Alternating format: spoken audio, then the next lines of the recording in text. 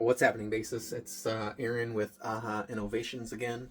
I posted a video earlier, just pretty much just showing the bass break, a magnetic string dampener for basses. I didn't really give any playing examples, so I thought I would do that. Again, I'm not really much of a bassist these days, but I should be able to show that this thing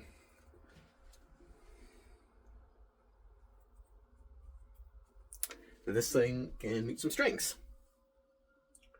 So I'm probably not in tune. Maybe we just do a quick harmonic tuning.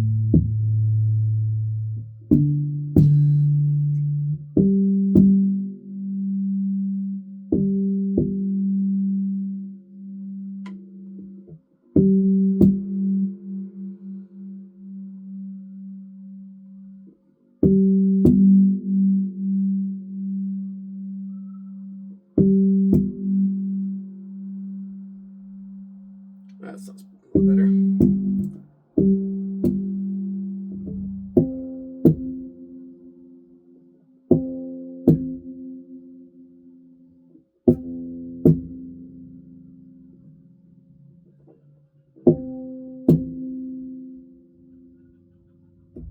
All right. So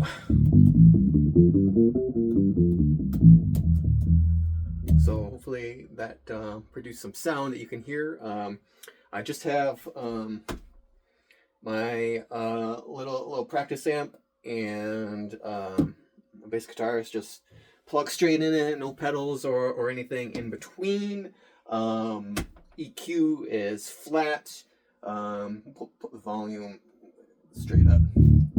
So everything's at 5 right now. Everything's just or at noon if that's what you like to think about it. Goes that way. So everything's just pointing straight up. This sounds a little deeper than you're used to. It's because all my strings are tuned down a whole step. Anyway, so here we go. Sound. Notes coming out. No. Not the most perfect mute, that's for sure.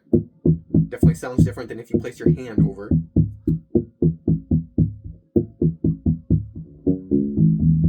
It has a nice little pop to it.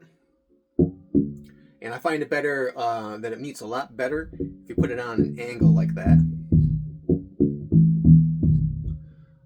But let's try some tapping again. I'm not much of a doing any of this, but it's just a simple 159.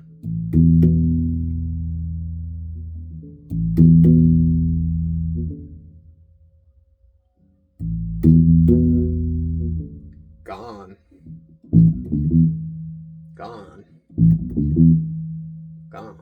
Now let's try it without the mute, or without the bass break. Noise. There's still noise. Now obviously you should just be, using your hands most of the time. But when you got a lot going on and you don't want your open strings ringing out, that comes in real handy, having a dampener or a mute. But again, what's cool with this is I don't have to mute all my strings. I can just mute the top two.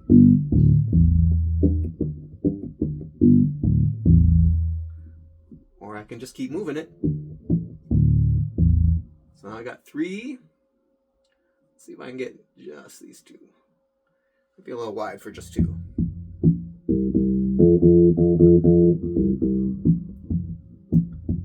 So now I just have what would be the E and the A string muted. We can go the B and the E. And if you can get it down to just this B. Well, might be pushing it. Might be pushing it for just the B. Yeah, it seems like it always wants to kind of come over there. So you can mute down to 2 strings. You can mute 3 strings. You can mute 4 strings. Or you can mute all 5. If you have 5. So it should be wide enough to we should handle pretty much any 5-string that's out there, I think. As far as string muting up by the nut. 6 strings might be pushing it. Definitely any 4-string. Another thing that's kind of neat I found is that if you got a little wobbly open string tone, because you don't have a nice tight bend in your string at the nut there, this will help kind of take a little bit of that out, right? Because it's going to help stick all these strings together behind the nut.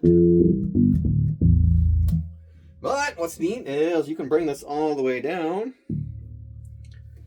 put it down here by the bridge, and I imagine everyone's going to have a slightly different sweet spot. Get you kind of a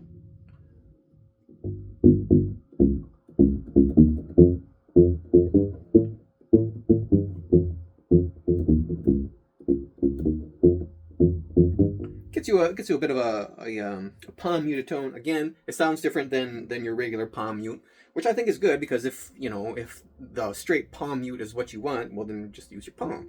But if you got this on here, you get something a little different. Get you a little different tone.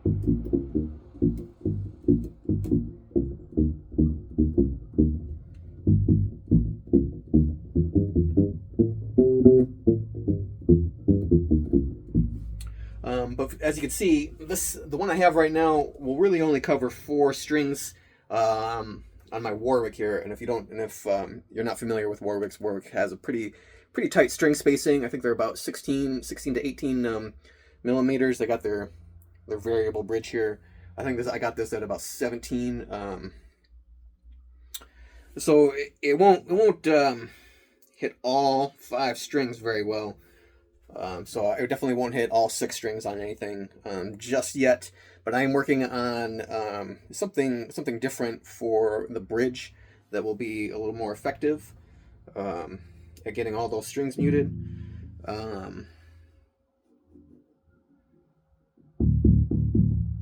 So you're probably going to have one open there. You can move it around and get different tones.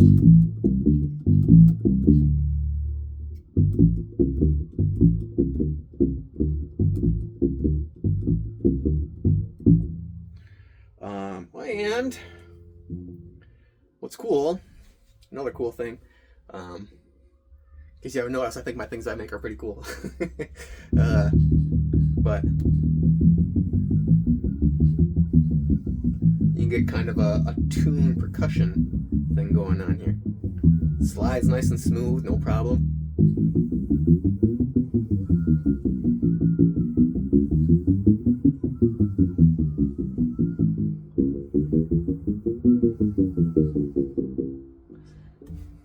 I think that's all I've got that I want to show right now. I don't know about the handle. I kind of like this. I could get something custom made that has like a logo on there, and it would be a piece of plastic and it's stitched on there and everything. Problem is that stuff's expensive. Like I have to pay for those molds, and then I have to pay for all those plastic things. And this is a ready-made product that is just churned out by the millions. And so it is therefore considerably less expensive than any kind of custom anything I can add to make it more, my brand product. So I'm feeling like I'm going to keep these, but I definitely, want feedback on what people think. But it'll be nice. I can just get a stamp and stamp my logo on there. What else? Oh, I think at this stage, this is only the second video I've posted here. So if you're seeing this, cool. Thanks for checking it out. At this stage, what I am looking for is about 10 basses. I have at least 10. I have at least 20 of these made up, and I have 2 slightly different construction designs. Namely because,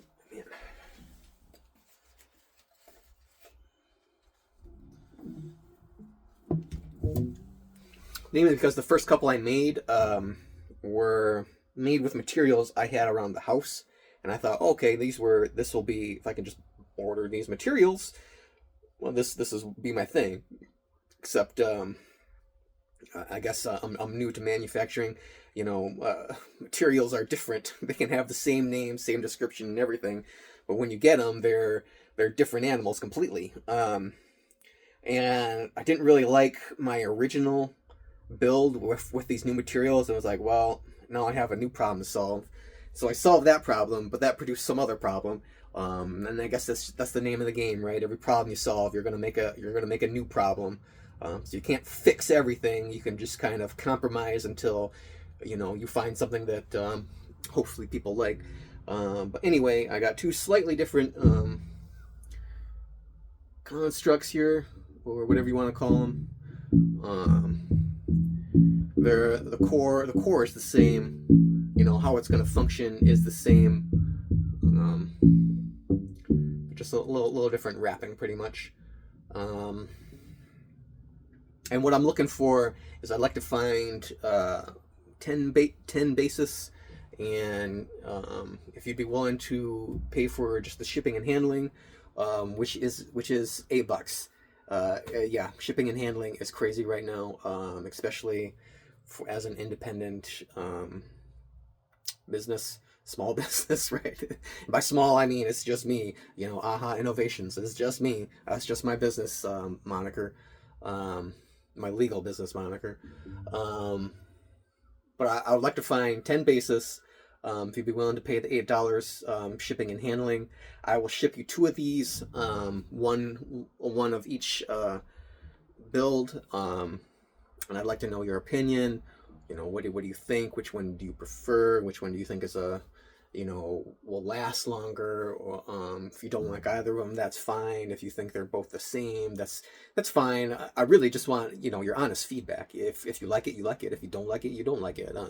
If you think it works for this or that, great. If it doesn't work for this or that, well, that's great too. I need to know these things so I can say, yeah, let's try making a few thousand of these and get them out there, or not.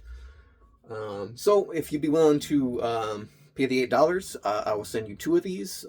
Just get back to me. You don't have to make a video or anything. Just email me back. What do you think? Do you like them? And then I'll go for there. The price point I am looking at is about $10 a piece plus shipping. If this takes off and I can do Amazon and stuff like that, that'd be great. However, at this point, Amazon doesn't make any sense because I have to pay Amazon to use their store, and their fees would be more than me just paying individual shipping at this point. If I get to the point where I'm sending out 1,000 of these every month, that'd be different. I can move over to like Amazon or other storefronts where they would handle the shipping, and there wouldn't be the shipping costs. But there would probably be a marked increase because I have to pay them between 10 and 20% per sale, and then I have to pay them $50 a month.